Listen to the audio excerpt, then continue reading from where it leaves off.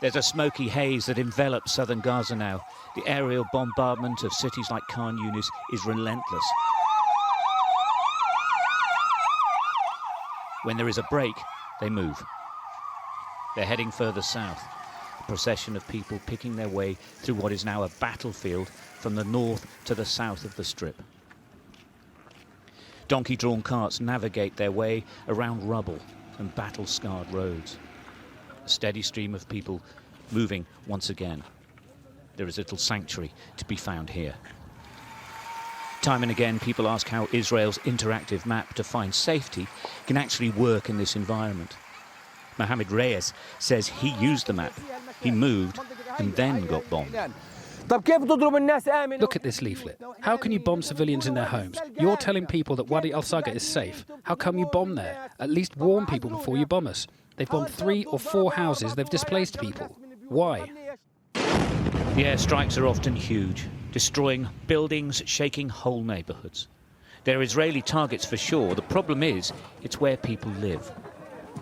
Into the rubble they go, searching for the living and the dead. This is a constant, just like the airstrikes.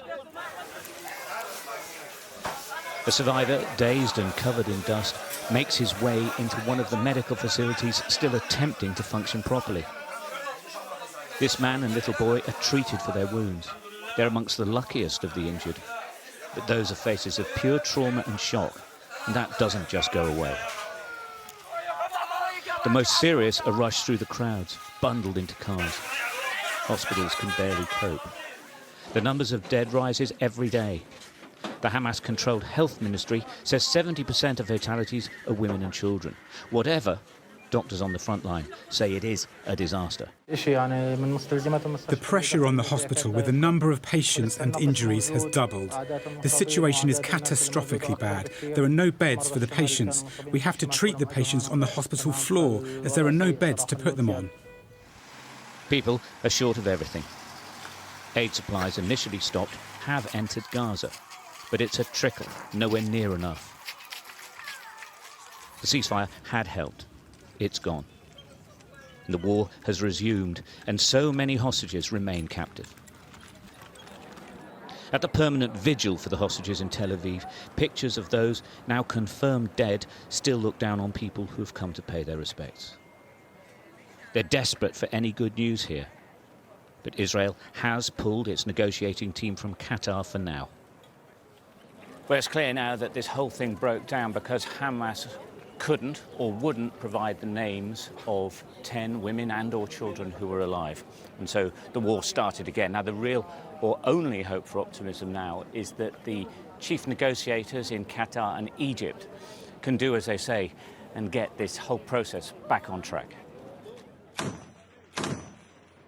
The IDF says that its operations continue in the north and are developing in the south.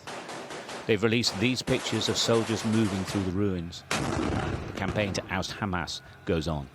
The Israelis will never stand for a situation that they had until October 7th, where Hamas terrorists are directly on the border and can rush through and kill our people at will. That's not a situation we're going to return to, and there will have to be security arrangements on the ground that prevent that from happening. Most people have come from the north and are having to move yet again.